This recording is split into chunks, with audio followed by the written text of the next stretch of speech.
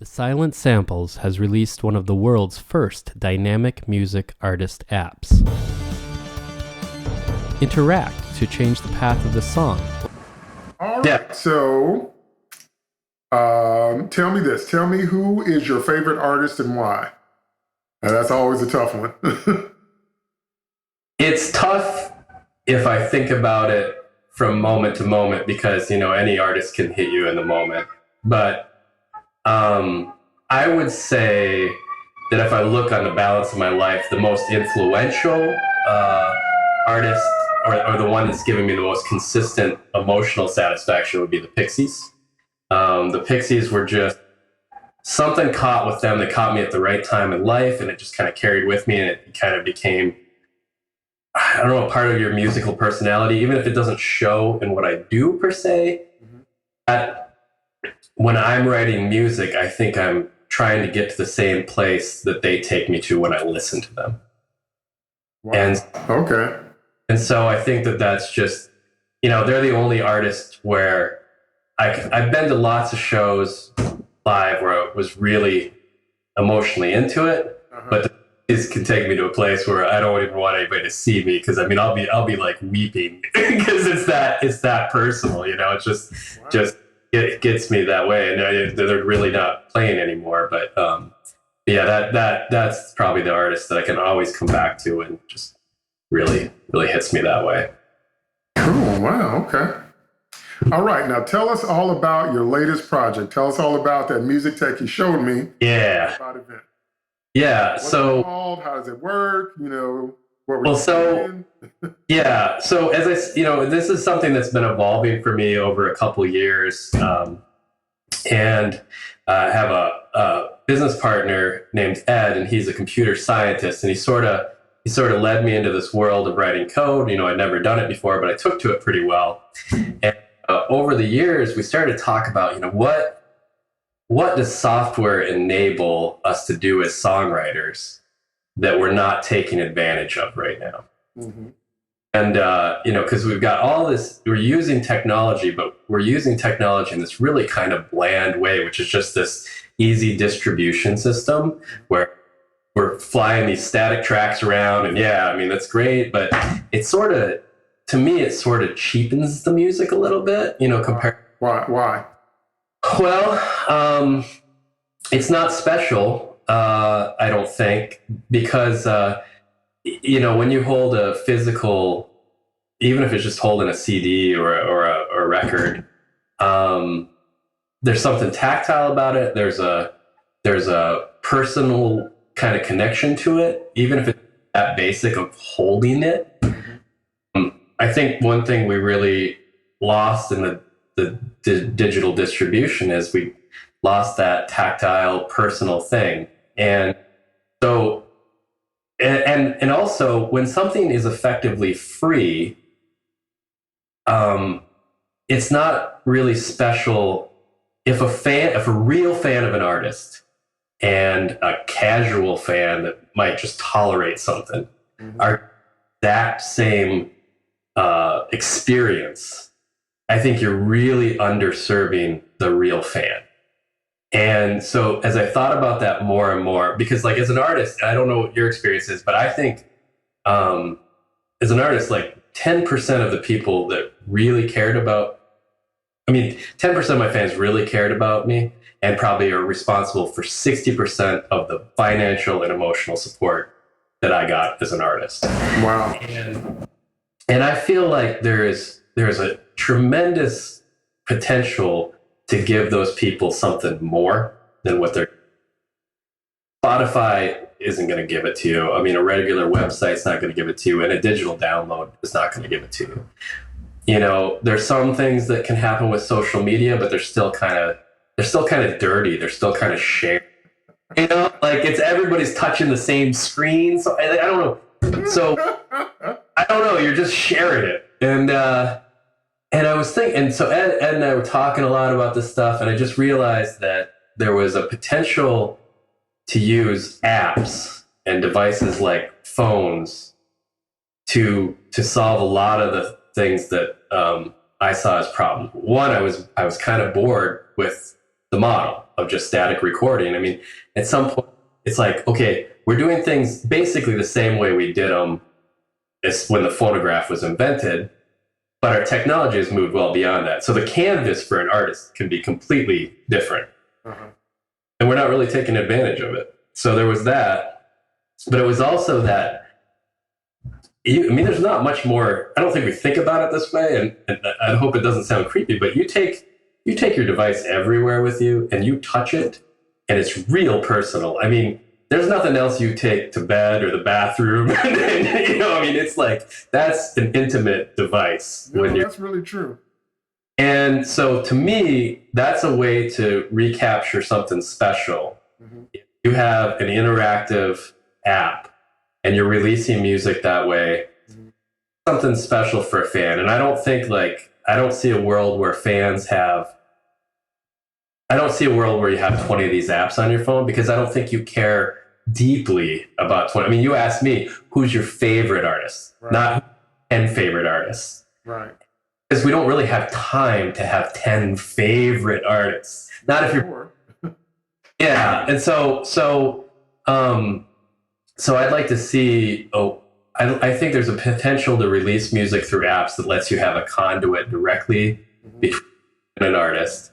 I think that gives it value, so that there's actually something that a special fan wants to pay for, because they actually get something that the casual person is not getting, you know. And then on top of that, as I realized I was working on a prototype for this, and I was writing my own music, and I was able to write sort of three-dimensionally. I was able to say, all right, so when you're in the studio and you're making a traditional recording, you're always driving towards that static 2-track and the illusion of a perfect recording. It's an illusion, it's a snapshot, it's a snapshot of time as that song was existing at that moment in performance. I'm not saying it's not a cool thing. It's a really cool thing. But you don't have to do that. You have the opportunity to all those other takes and all those other instruments you want to try to play something on and all those other performances. You could keep all that, sort of like you were talking about the vault, right? Not just a vault of songwriting, but keep a vault of performances that relate to a song. You know what? I'd like to try a different lyric there. Because I call it like this postpartum effect that happens to me after I put out a recording, where I guess depression, like you get it, and that day you like, this is wonderful, like we nailed it, and then 2 weeks later you listen to it and you're like, oh man, that is not what I wanted to do there. Exactly right. Yeah. And what I realized was, if you put out music in an open format where you're putting it out in an app, you just update a song. And the idea of updating a song is such a powerful thing for me. Like, you know what? I don't really like my vocal. I'm going to leave it out there so people can hear it, but here's a new vocal. And it's the same song. Here's a new guitar lick. Man, I just wrote this better solo. I like this solo better. I'm going to push this out in an update. Songs, what they become is that becomes a representation of the song's life. Because right now, all you do is you record it, and then you can do that live. You know, you perform. That's why people go to see live performance, I think. Right. Is that they get that different performance. But you could do the same thing. You can release an app, and you can say, hey, man, did you check out the new update to that song? Because now I get rambling on this stuff. I understand. But I think when recording was invented, what happened, an unintentional consequence, is that recordings got confused with the idea of a song, so that people say, when you say, oh, I listened to that song, what you really mean is you listen to that recording. That's right. The song is a separate entity. That's right. And it's sort of, that's a false imprisonment of a song to say that that's all it's ever going to be. And I'd like to see us open up the territory so that we can have songs evolve and not say, hey man, that's all you're ever going to be. You were recorded in 1982. we can do a whole other recording, but that's all you're ever going to be is that 82 thing or the 96 version, or the remix. That's like 14-year-old you versus like 28-year-old you. Yeah. Why not let it evolve more naturally? I'm not saying it has to. I'm just saying you should allow yourself the possibility. You should have the option. Yeah, the option to do that. I think I think we just drive so hard towards this ideal of perfection, but why does a song have to be done at some point? Why do you have to finish it? Why does a song have to be done? It only has to be done if you have a record contract. That's very... Yeah, I get the reason to put out a static piece of music if you're going to sell it to a commercial. Right. Yeah, I get that. But there's no reason that can't still exist. There's no reason you can't still push out a static mix. I'm just saying that the part of my motivation for working on apps and for developing the company that I have now for hire is to see what can be done with that. And I want to put out artist apps. I want to see what how fans can connect in a new way. And I want to see what I as a songwriter can do and what others can do by breaking free of that paradigm and saying, I don't have to work towards a static two-track version of this song. Now, what is the name of that app? So the prototype that I put in the App Store, the iTunes Store, is called The Silent Samples. Okay, so this is my app, The Silent Samples. I wrote 2 songs for it, Houdini and Some People. So I'll show you a couple different ways that the music can be dynamic. If we go into Houdini and we press play, the first thing that'll happen is I'll get an option to choose an instrument, and I'll pick piano this time, and the lead line will be on piano. Now if I went back in and I played it again, and I selected the square wave, that's a synth, so this time you'll hear it played on a synth. So that's an example right there of a completely different performance that's laid into the mix, and you can just sort of interact with the song, and you can do that throughout. And then in Some People, I have a dynamic verse so that it could be different every time you play it. So we'll play it this first time. A factory open. Factory Open was the first lyric. The engine fires. Next time we play, it's the engine fires. Play it again. The sun is rising. And you never know what you're going to get. It's just kind of a different experience every time you listen to it. So that's just a little example of some of the dynamism you can get. And there's kind of creativity your creativity is the limit.